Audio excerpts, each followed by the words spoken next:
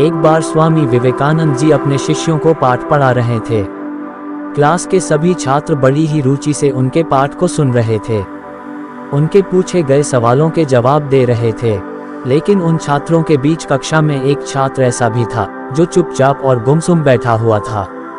स्वामी विवेकानंद जी ने पहले ही दिन उस छात्र को नोटिस कर लिया, लेकिन कुछ नहीं बोले।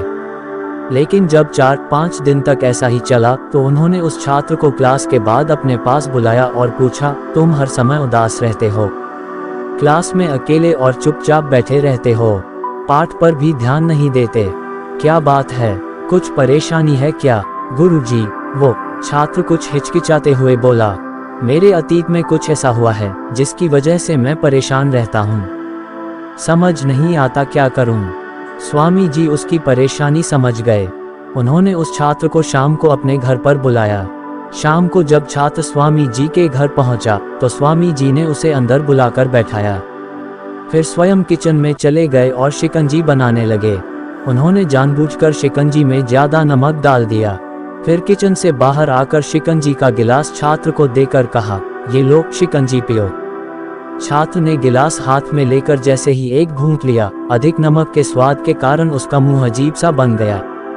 ये देख स्वामी जी ने पूछा, क्या हुआ, शिकंजी पसंद नहीं है? नहीं गुरुजी, ऐसी बात नहीं है, बस शिकंजी में नमक थोड़ा ज्यादा है।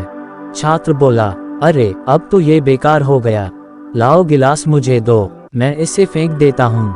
स्वामी जी ने छात्र से गिलास लेने के लिए अपना हाथ बढ़ाया, लेकिन छात्र ने मना करते हुए कहा, नहीं गुरुजी, बस नमक ही तो ज्यादा है, थोड़ी शक्कर और मिलाएंगे तो स्वाद ठीक हो जाएगा।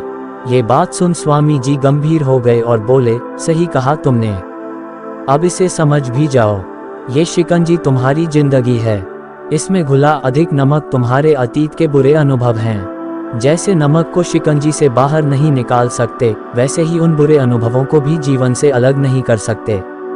वे बुरे अनुभव भी जीवन का हिस्सा ही हैं। लेकिन जिस तरह हम शक्कर घोलकर शिकंजी का स्वाद बदल सकते हैं, वैसे ही बुरे अनुभवों को भूलने के लिए जीवन में मिठास तो घोलनी पड़ेगी ना। इसलिए मैं चाहता हूं कि तुम अब अपने जीवन में मिठास घोलो। स्वामी जी की बात छात्र समझ गया और उसने निश्चय किया कि अब वह बीती बातों से परेशान नहीं होगा।